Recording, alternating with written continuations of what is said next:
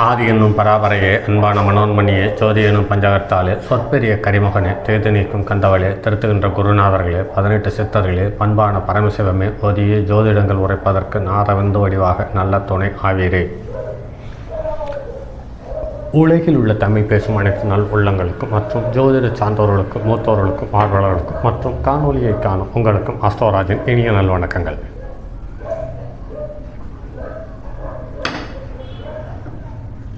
ஒரு காலத்தில் இன்று நாம் தரக்கூடிய பதிவு காணொலி என்று பார்க்கும் பொழுது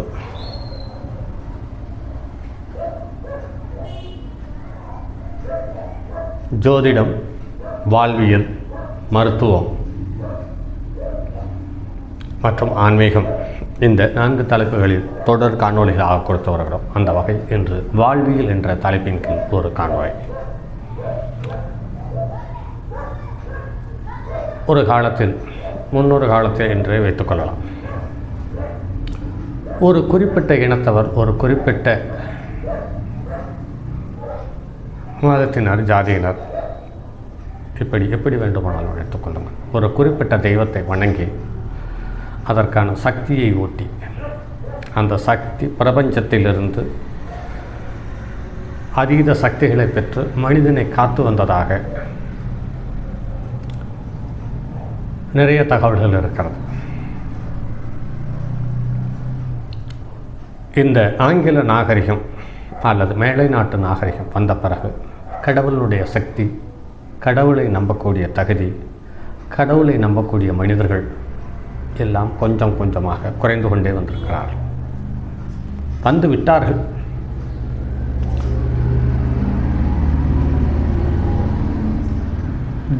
உங்கள் தெய்வத்துக்கு சக்தி இருக்கிறதல்லவா, அந்த தெய்வத்தை இருக்கும் கோவிலுக்கு ஏன் பூட்டு போடுகிறீர்கள் என்று கேட்க மனிதன் ஆரம்பித்த மூடத்தனம் என்று பூமியில் நடமாட ஆரம்பித்தது. அன்றைக்கு கடவுளை ஒரு பந்தா பண்ணுவதற்காகவும், தன்னுடைய சந்தோஷத்தை வெளிப்படுத்திக் கொள்வதற்காகவும், தன்னுடைய தகுதியை வெளிப்படுத்திக் கொள்வதற்காகவும் தெய்வங்களை அணுக ஆரம்பித்தார்கள்.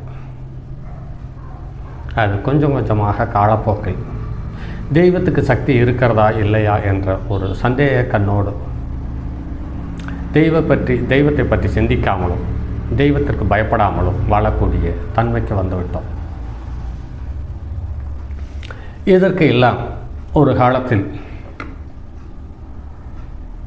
பிரம்மச்சரியம் என்ற ஒரு குணத்தோடு மனிதன் வாழ ஆரம்பித்தான். இது எல்லாவற்றையும் இழந்து ஒதுக்கி இந்த வாழ்க்கையில் எதுவும் தேவையில்லை என்று பற்றற்று போவதுதான் பிரம்மச்சாரியமா என்றால் இல்லை. அது ஒரு குறிப்பிட்ட காலகட்டத்தில், ஒரு குறிப்பிட்ட பருவத்திற்கு, ஒரு குறிப்பிட்ட கால இடைவெளிக்குள் ஒவ்வொன்றாக செய்யக்கூடிய கடமைகள் எல்லாம் செய்துவிட்டு எந்தவித பற்றும் இல்லாமல் வெளியேறும் ஒரு விதம் பிரம்மச்சரியம். பிரம்மச்சரிய சாஸ்திர சம்பிரதாயங்கள், கடமைகள் என்று ஒரு குறிப்பிட்ட காலகட்டத்தில் ஒவ்வொரு குறிப்பிட்ட கடமையையும் அதை பண்பாடு கலந்த ஒழுக்கத்துக்கு உட்பட்ட நியதிகளோடு கூடிய வாழ்க்கையும் வாழ்ந்து கொண்டு ஒரு குறிப்பிட்ட காலகட்டத்தில் எல்லாவற்றையும் விட்டு வெளியேறுவது, இது ஒரு வகை பிரம்மச்சரியம். இப்படி நிறைய இருக்கிறது. நம் கடவுளாகிய பிரம்மத்திடம் அழைத்து செல்லும் வழிக்கு பிரம்மச்சரியம் என்ற பெயர். இளமை முதல் வாழ்நாள் முழுவதும் இதனை கடைபிடிப்பதை நஸ்டிக பிரம்மச்சரியம் என்று கூறுகிறோம். சுவாமி சித்தராஜன் அவர்கள் நஸ்டிக பிரம்மச்சரியாக இருந்தார். 12 ஆண்டுகள் பிரம்மச்சரிய விரதம் கடைபிடிப்பதை அகண்ட பிரம்மச்சரியம் என்கிறோம். அந்த காலத்தில் பிரம்மச்சரியம் முடிந்து கிரகஸ்தம் என்று சொல்லக்கூடிய இல்வாழ்க்கைக்கு சென்றவர்களும் உண்டு. சந்நியாச தீட்சை வாங்கி அதனை தொடர்ந்து கடைபிடித்தவர்களும் உண்டு. திருமண வாழ்க்கையில் இருந்து கொண்டே அதன் லட்சியங்களை கைவிடாது கட்டுப்பாடான வாழ்க்கை வாழ்வது குடும்ப பிரம்மச்சரியம் என்று அழைக்கப்பட்டது. அந்த காலத்தில் இந்து ஆலய விழாக்களில் சொற்பொழிவாற்ற ராமகிருஷ்ணர், தபோவனம், தர்மபுரி ஆதீனம், திருவாவடுதுறை ஆதீனம் போன்ற ஆசிரமத்திலிருந்து வந்தனர். வாரியோர் சுவாமிகள் போன்ற குடும்ப பிரம்மச்சாரிகளும் வந்து பக்தி கடலில் மக்களை ஆழ்த்தியும் இறையருளை நெஞ்சாக வாழ்த்தியும் சென்றனர். ஆனால் தற்சமயம் உள்ளத்தை வளர்க்காமல் உடலை மட்டும் வளர்த்து உல்லாச சுகபோகத்தில் உள்ளவர்களும் இலக்கியத்திறன் அல்லது பேச்சாற்றல் மற்றும் செல்வாக்கு இருக்கிற ஒரே காரணத்தால் ஆலயங்களில் பக்தி சொற்பொழிவு நிகழ்த்தாமல் ஆன்மீகத்திற்கும் ஜோதிடத்திற்கும் வேதத்திற்கும் எதிரான சொற்பொழிவை நிகழ்த்திவிட்டு பலத்த கரகோஷத்துக்கு இடையில் உஞ்சை விருத்தி என்று சொல்லி ஆலயங்களில் ஊதியம் வாங்கிவிட்டு சென்று விடுகிறக்கூடிய மனிதர்களும் தற்போது இருக்கத்தான் செய்கிறார்கள். இந்த போக்குகள் நிகழாமல் பார்த்து கொள்ள வேண்டியது ஆலய நிர்வாகிகள் மற்றும் அறங்காவலர்களுடைய கடமையாகும். துறவிகள் மற்றும் இல்லற ஞானிகள் உரையாற்றும் பொழுது கூட்டத்தில் அமர்ந்திருக்கும் மக்கள் நெஞ்சில் ஓர் ஆன்மீக புத்துணர்ச்சி ஏற்படும். சுவாமி சிவானந்தர் உண்மையான பிரம்மச்சரிக்கு எதிலும் வெற்றி நிச்சயம் என்பார். பிரம்மச்சரியம் என்பது ஒழுக்கத்தின் மூலம் நீங்கள் உலகத்தையே வெல்லலாம் என்பது அவருடைய கருத்து. அப்படிப்பட்ட உண்மையை துறவிகள் வழியை மட்டும் பின்பற்றுவோம். விவேகானந்தர் கேந்திரா, ராமகிருஷ்ண மடம், ஸ்ரீ விவேகானந்தா குருகுலம், பற்பல ஆதீனங்கள், பல்லாண்டுகள் பழம்பெருமை வாய்ந்த மடங்கள், மடாதிபதிகள் ஆகியோரை பேண தமிழகம் தவறிவிட்டது என்றால் அது நமது கலாச்சாரம் கண் முன்னாலேயே காலாவதியாகிவிடும் என்பதில் மாற்று கருத்து இருக்க முடியாது. இந்த பிரபஞ்சத்தில் ஒவ்வொன்றுக்கும் ஒவ்வொரு ஒழுக்கம், வரையறை, நியதி என்று நிறைய வழிகள் இருக்கிறது. அந்த வழியை பின்பற்றி ஒரு குறிப்பிட்ட இடத்திற்கு ஒரு குறிப்பிட்ட சக்தியை அதிகப்படுத்துவதற்கான மந்திரங்கள் நிறைய இருக்கிறது. அதையெல்லாம் விட்டுவிட்டு இன்று கோவிலில் அறங்காவல் துறை என்று ஒன்று வந்துவிட்டது. அதுவும் தற்போது ஒவ்வொரு கோவில்களிலும் பணம் எவ்வளவு சேர்க்க முடியும் என்பதை மட்டுமே கருத்தில் கொண்டு செயல்பட்டு கொண்டிருக்கின்றன. யார் வேண்டுமானாலும் பூஜை செய்யலாம், யார் வேண்டுமானாலும் நிர்வாக பொறுப்பேற்கலாம் என்று ஒரு மந்த சூழ்நிலை உருவானதனால் தெய்வத்திற்கும் தெய்வம் அல்லாத விஷயத்திற்கும் வேறுபடுத்தி காட்ட தெய்வத்தினுடைய சக்தியை பராமரிக்க தவறியதால் வந்த வினை என்பது அடியேனின் தாழ்மையான கருத்து. ஒரு காலத்தில் நமது கருப்பண்ணசாமி, முனியப்பன், காளி,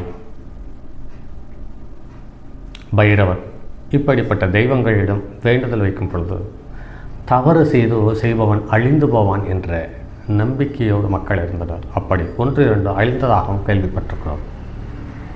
அப்படிப்பட்ட ஒரு அற்புதமான தெய்வ நிலையிலிருந்து அல்லது தெய்வத்தினுடைய தொடர்பிலிருந்து மனிதன் கொஞ்சம் கொஞ்சமாக வெளிப்பட்டு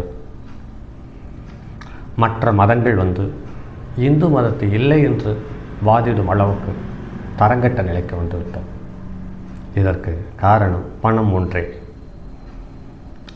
இன்று உலகம் முழுவதும் வியாபித்திருக்கும் ஒரு மதத்தில் தவறு செய்தால்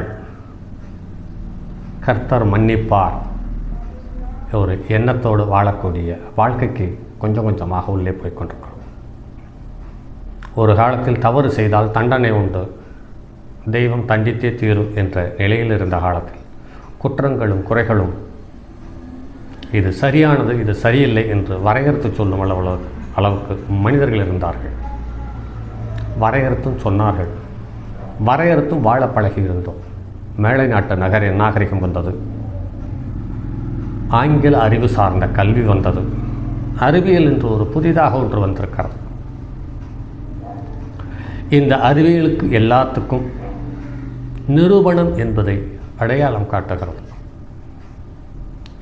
இன்றும் இந்த பூமியில் பிரபஞ்சத்தில் நிரூபிக்க முடியாத எண்ணற்ற நிகழ்வுகள், சாட்சிகள் இந்த பூமியில் இருந்த வண்ணம் இருக்கிறது என்பது மறுக்க இயலாத ஒன்று. ஆக தெய்வங்களையும் இந்த பிரபஞ்சத்தில் அல்லது இந்த பஞ்சபூதங்கள், ஒன்றுக்கு மேற்பட்ட பஞ்சபூதங்கள் ஒரு குறிப்பிட்ட இடத்தில் தன்னுடைய கதிரலைகளுடைய தாக்கத்தை அதிகப்படுத்தியோ அல்லது கூட்டியோ குறைத்தோ இருக்கிறது. அந்த இடத்தில் கூடியிருக்கும் இடத்தில் ஒரு தெய்வத்தை வணங்கி வைத்து பிரதிஷ்டை செய்து வணங்கக்கூடிய தன்மையை நம் முன்னோர்களான சித்தர்கள் நமக்கு தந்துவிட்டு சென்றிருக்கிறார்கள். கிரகங்களினுடைய கதிரொளிகளினுடைய தாக்கம் குறைந்த இடத்தையும் அடையாளம் காட்டிவிட்டு சென்றிருக்கிறார்கள். அந்த இடத்திலேயும் ஒரு குறிப்பிட்ட தெய்வத்தை பிரதிஷ்டை செய்திருக்கிறார்கள். இப்படி நமது வாழ்வியல் என்பது ஒரு சாலச்சிறந்ததாக இருந்த காலம் போய் இப்போது பணம் இருந்தால் எப்படி வேண்டுமானால் வாழலாம் என்ற ஒரு மந்தகாச நிலைக்கு தள்ளிவிடப்பட்டது காலத்தின் குடும்பம் என்பதில் மாற்றக்கருத்தில்லை. ஆக இந்த பதிவை பார்க்கும் நண்பர்கள் கடவுளை முழுமையாக நம்புங்கள். அந்த கடவுள் அது எந்த வடிவத்தில் வேண்டுமானாலும் இருக்கலாம். அது தாய் தந்தையாகவும் இருக்கலாம், உறவாகவும் இருக்கலாம், நம்மை விட்டு சென்ற முன்னோர்களாகவும் இருக்கலாம். அவர்களை முழுமையாக நம்புங்கள். அவர்களிடம் சரணாகதி அடையுங்கள். குறிப்பாக குலதெய்வத்திடம் சரணாகதி அடையுங்கள். உங்களுடைய வாழ்க்கையில் ஒரு பெருத்த மாற்றம் ஏற்படும். அந்த பெருத்த மாற்றம் விரும்பத்தக்கதாக அமையும் என்று கூறி இந்த காணொலியில் இருந்து விடைபெறுவோம். மற்றும் அடுத்தது ஒரு பதிவில் சந்திப்போம். அதுவரை உங்களிடமிருந்து விடைபெறுவது உங்கள் அன்பு நண்பர் எம் ராஜரத்னம். தங்கமான் மழுவோடேந்தி தன்மதி தலையில் கொண்டோன் மங்கையர் பதுக்கிச் சொன்ன மாமொழி ஜோதிடத்தை இங்கு யாம் உரைப்பதற்கோ ஏமை என்னும் பிழை வராமல் காக்க செங்கன் மால் மருகன் யானைச்சரன் பதம் காப்பதாமே.